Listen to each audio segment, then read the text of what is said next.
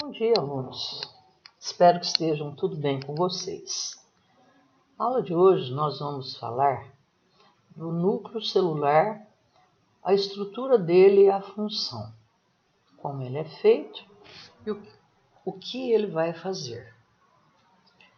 Então, para nós iniciarmos, nós temos que saber a diferença entre cromatina e cromossomo. Se vocês olharem aqui, vocês estão vendo uma molécula de DNA. A partir de um certo momento, ela vai, tá vendo esses círculos vermelhos aqui embaixo? Essas são moléculas de proteínas chamadas de estonas. Quando o DNA está enrolado em volta das estonas, como estão aqui, significa que essa parte de DNA ele não está ativo. Normalmente nas nossas células existem partes lisas, que aí os genes estão funcionando, e outras partes enroladas, espiralizadas em volta das estonas. A parte que é lisa significa que os genes estão ativos, eles estão funcionando. Mas existem determinadas coisas que os genes só trabalham uma vez na vida. Por exemplo, quando nós estávamos em desenvolvimento embrionário, nós só formamos uma vez o nariz. E depois, os genes vão estar presentes nas nossas células? Sim. Mas eles vão estar funcionando? Não. Porque aí eles estarão espiralizados em volta das estonas, que são essas proteínas. Então, isso daqui vai impedir que os genes funcionem. No momento que a célula está trabalhando, existem zonas lisas e zonas espiralizadas. Mas eu quero que vocês percebam que aqui está ficando tudo espiralizado.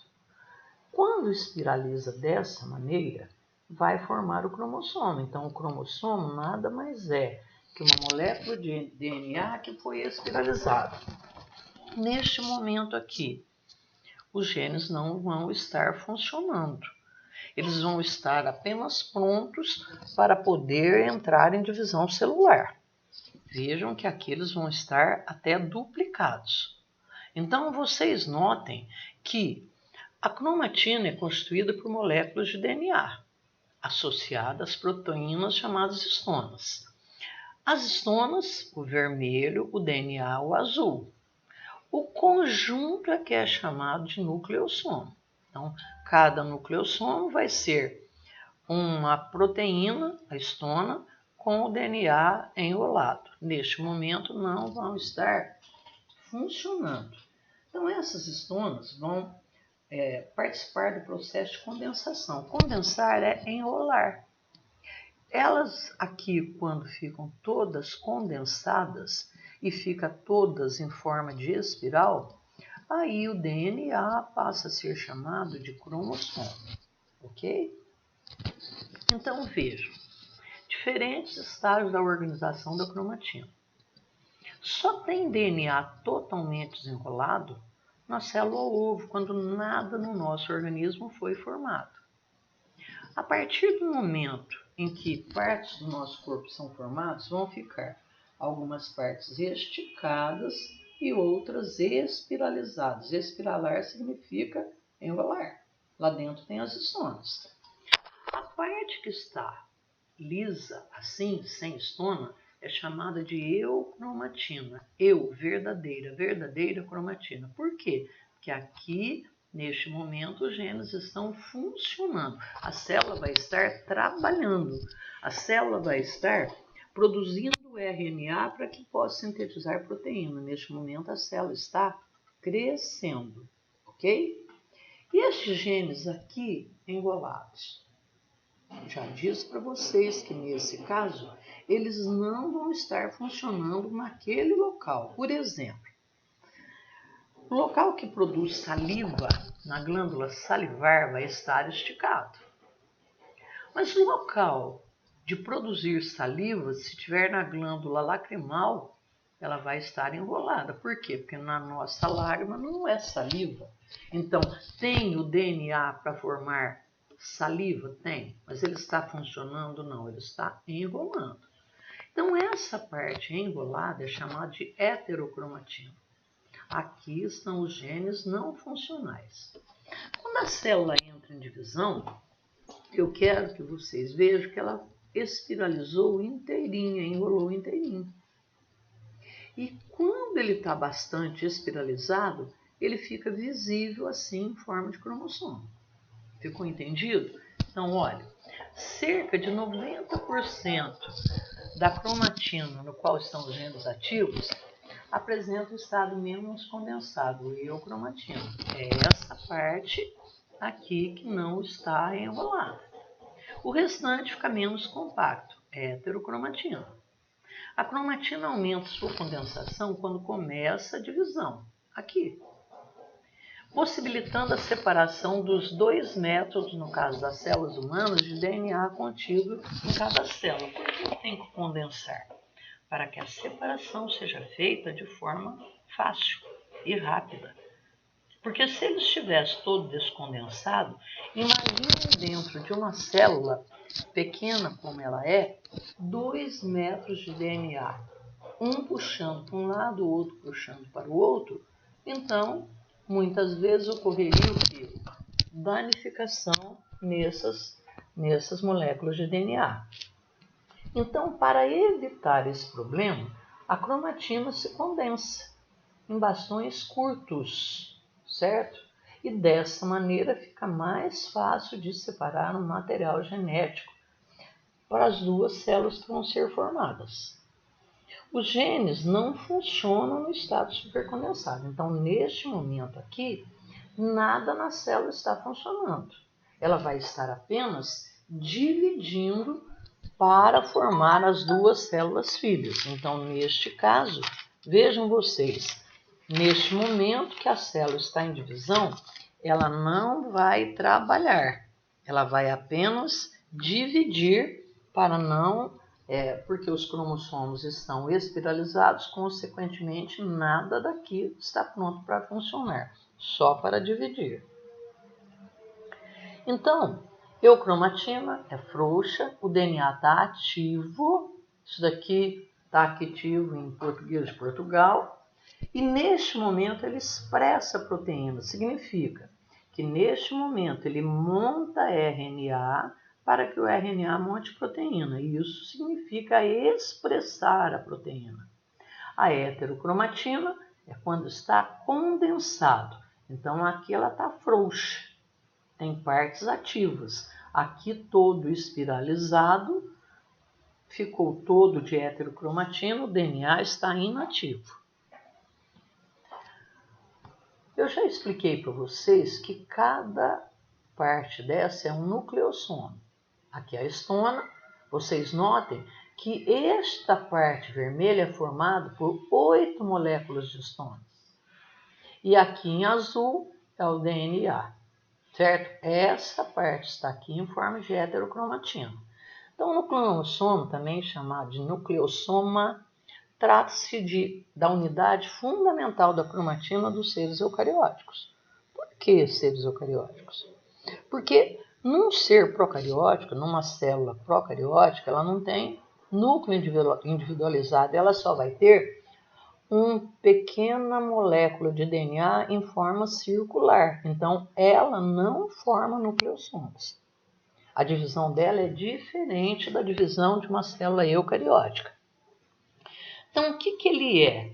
Uma unidade de DNA dividida em 2 espirais, 1 e 2, que se enrosca em torno de um disco proteico, que está em vermelho, composto por proteínas chamadas histonas. Quantas moléculas? 8 moléculas. Isso é um nucleossomo.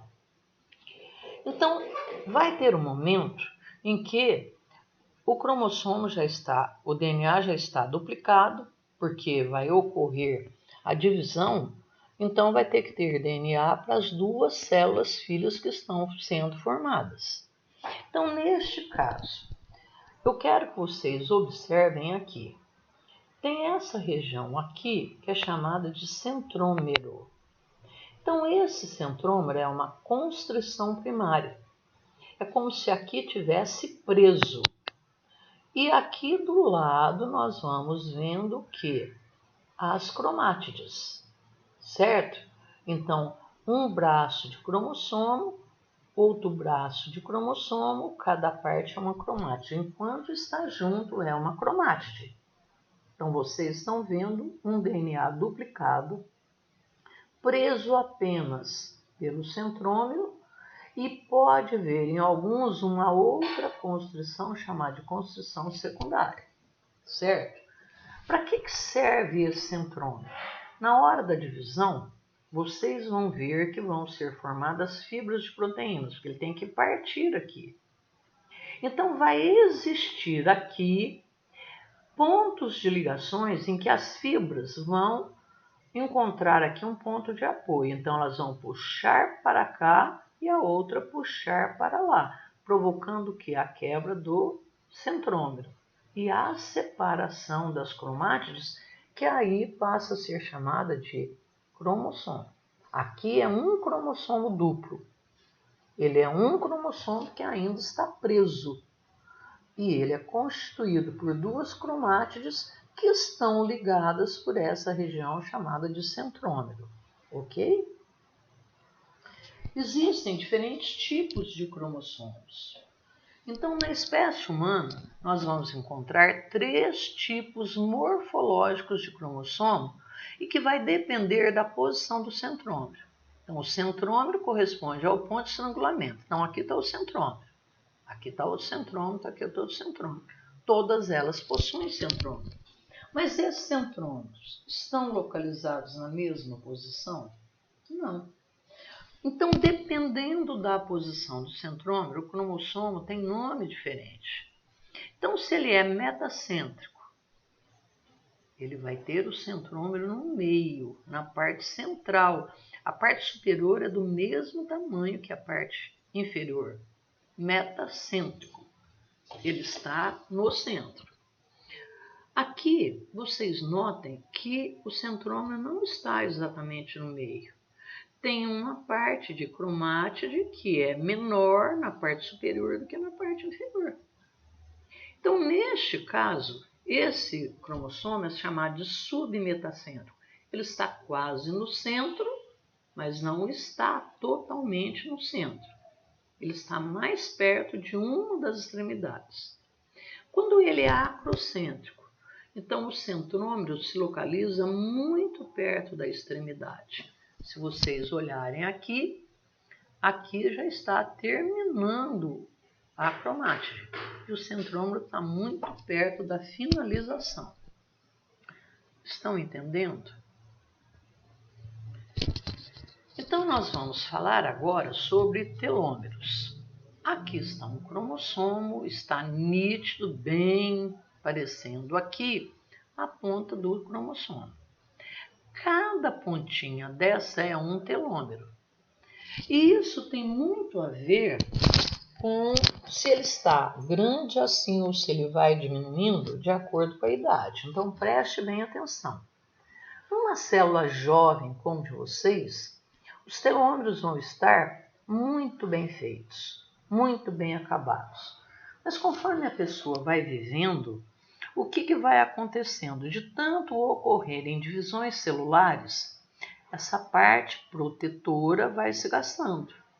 E ao gastar, o cromossomo vai ficando curto e ele vai perdendo algumas funções. Então, isso vem com o quê? Além da idade, o estresse. Então, uma pessoa muito estressada, ela vai ter um envelhecimento dos sistemas muito mais rápido que se ela viver numa vida mais controlada em termos emocionais. Por isso, quem é extremamente estressado tem que fazer tratamento, para não ter a perca dos telômeros, que isso vai trazer consequências na saúde da pessoa. E essa consequência não é apenas uma aparência envelhecida. Uma pessoa mais velha, ela não é simplesmente com a pele flácida.